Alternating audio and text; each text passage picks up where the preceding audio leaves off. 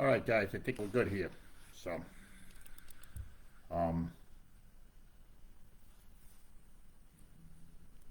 we're in good shape. All right, guys, we're gonna do another little short, brief video here. Bring some stuff to your attention. I got a form here, a piece of paperwork. It all has to do with the delegate body meetings. Okay, this is stuff to discuss about the stipulation and order that actually Paul finally admitted to the last debate. You guys should go on the Carpenter website and see for yourself. He actually finally admits that the stipulation and order will be dissolved. All right. But if you look right here, this is actually out of the delegate meetings for September 11th, 2024. You guys can look this up yourself as well. Jim Murphy, if anyone doesn't know, is the counsel to the legal counsel for the district council, reported the stipulation order will be extended to September 30th and most likely extended again. The leadership, along with the independent monitor, will be negotiating alongside counsel Barbara Jones, adding that after 1 year transition period, there will be a negotiation along with the final court order to have the consent decree dissolved. Okay, that's easy, guys. Right? We finally got. This is what the judge is saying. I mean, the counsel Jim Murray's telling the delegate body. That's what they say. Okay. Then a member gets up at the November 13th, 2024 delegate meetings. Right. A member, local 740. Right. Also asks what the following statement from the draft of the stipulation order saying that the consent decree shall be superseded and replaced in a final order. Okay, our beloved Joe Geiger, right, part of the former Solidarity slave, right? Joe Geiger adds that the meeting regarding the stipulation and order that is starting January 1st, 2025, will no longer have an independent monitor, and that everything will be turned over to the Inspector General along with the Chief Compliance Officer. After 1 year, after the first year, it can be shown that we were able to self-govern. We will put the final draft and the stipulation order that will end 2025. The consent decree will remain on the shelf. Joe fucking lied. Joe Geiger lies. I'm telling you right now, guys. I've seen him do it over and over and over and over again. The guy lies. Everything out of his mouth is a lie. I can't express it enough how much this guy lied to you. But he's saying it goes on the shelf. There is no shelf, guys. There's no shelf, all right? So that's it for your delegate meetings. I'm going to post this stuff online. You guys are more than welcome to go look it up yourself.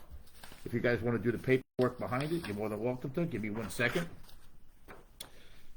Here's the report from the court documents. Okay, this is court document case 1950772, document 1903, okay? This was filed back in November, all right? And it says right here, the government and the district council agree to provide the district council, if it continues to ability to self-govern as described during the next year, the consent decree shall be superseded and replaced by the final order and entered between the government and the district council. So basically, guys, that's telling you right there, that's over with. That gives them full access to whatever they want to do, all right? So we'll have no say, all right? Now, Barbara Jones is a former judge. She's there to bury everything. From what I understand, even the IG's office, everything goes through Barbara Jones right now. So that's why you see all these non-disclosure orders and everything. They're trying to keep everything as neat and tidy as possible so they can get this done. Even when they did the stuff with the judge, as far as like getting information and letters from the membership, that was a little shady. Like everything got mailed to the executive board and the executive board gives it to the judge. We should have had a meeting like we did back in the day where all the members got to go down there and discuss what they thought was good or bad about it. Listen, my gut tells me if you hand this over to them, they're gonna do what they want to do. They're gonna, you're gonna have a free for all. You're giving them full reins to everything. So, as members, you're taking on a big chance by giving them everything with no way to. Oh, sorry, someone sent me a text. If you follow what they're doing as far as the way that they're gonna run it, they can do whatever they want, right, guys? They're going to have the ability to appoint shop stewards. There'll be no recourses. I mean, everything will go through Rich Green. but from what I see, a lot of time Rich's hands are tied. You know, Rich can make recommendations. You know, you had a guy like Dave Carboloso lying on his timesheets. You know, I'm pretty sure Rich was his recommendation was probably not to keep him there. But listen, you know, higher powers prevail, and whatever deals are made, and that's how it is. But I had a guy ask me today about running for office. I'm gonna, because you know how I pick my running mates and everything. Guys, I want you to understand something. You know, at first I thought the way Glenn McGordy did this was a very weird thing, that he allowed people to resign from a position and then run. I've talked to plenty of attorneys and people from the councils. No one's ever heard of that before, ever happening anywhere in the country. But listen, I wasn't going to argue with Glenn. It wasn't worth it. Again, when Glenn gets his mind set on something, I just move on to the next thing. I got better things to do than fight with him on it. So by him doing that, when Joe stepped down, they allowed them to like kind of, we had to go get signatures and then positions that could be open. So it gave them the ability to run 3 people, right? So with that thought being in place, I had 4 or 5 days to come up with 2 other people to run. And now when I'm picking guys are hard to do, because you'll see what, like I ran a ticket 157 or Charles ran a ticket 926. You know, you pick people, but some people aren't cut out for this type of stuff. It's difficult to put a ticket together and run. You know, guys get intimidated. I think Charles had a ticket together in 926. He started with 8 people. By the time he got to election day, he had 3 people left. That's how much pressure they put on you. You know, I had a guy that I was going to run on a ticket, but you know, if I put him in there, you know, could he weather the storm? I don't know. You know, some guys are like, you know what, Mike, this ain't for me. So the last thing you want to do is put a ticket together and have someone bail at you in the middle of the game, and it's hard to do. Charles, I know he's got his heart into it, and he's not easily intimidated. He's not backing down. When he knows he's got something to get done, he's going to get it done. Dougie, forget about it. You're not intimidating that guy. You know, he's my boy, bro. I'll do anything for him, and he'll do anything for me. You know, you got a better chance of getting me to back out than getting him to back down. But you know, it's sad that that's how it comes down in politics. You know, back in the day, I guess that's what they all do, right? They used to call Billy Davenport a child molester. They used to call Patty Crean a wife beater. They just make up stories and, you know, try to slander you and make it so difficult that you don't want to run, you know. And the average guy would be like, yeah, I don't need this crap. So they pack it in and go, you know.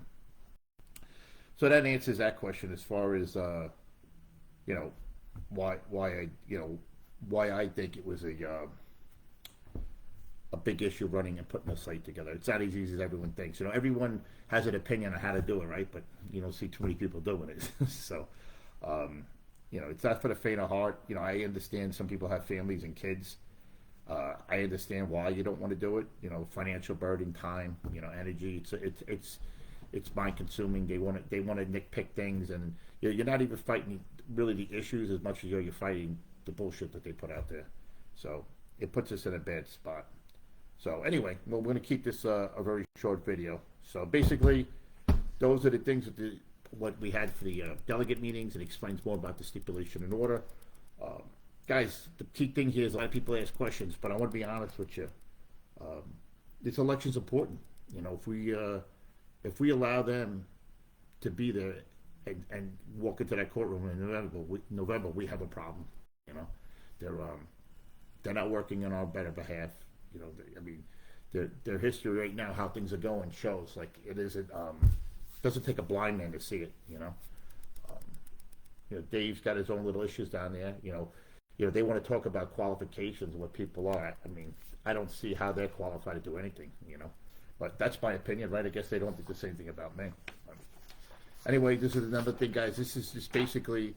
This is something I'm going to post up. It's a Stop the Merge, Stop the Steal thing. You know, it says vote for Mike Power, myself, Executive Secretary Treasurer, Charles Bullock for President, Dougie O'Grady for Vice President. The important information here that says if you haven't received your ballot or it's payment damage, request a replacement ballot from AAA by calling this number. It's 1-800-529-5218 between 9 a.m. and 5 p.m. Or you can email, okay? Very important to do this right away because you want to. I think we got it'll be a week. It's 2 weeks from yesterday, is what this has to do. All right, by April 25th. So this is something else important. You guys have to make sure your dues are up to date. To be in good standing, your dues must be paid up to January 31st to qualify for these ballot things. Just because you have a ballot in your hand doesn't mean you're in good standing. We fought with the independent monitor to get this approved, so this is important. This probably got another 900 ballots out, I'll be honest with you. Got extra people to have an opportunity to vote.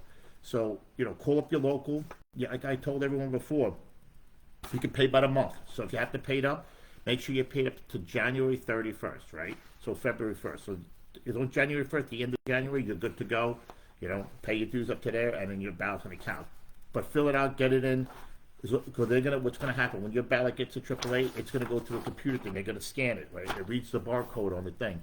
It'll kick it to the side, all right?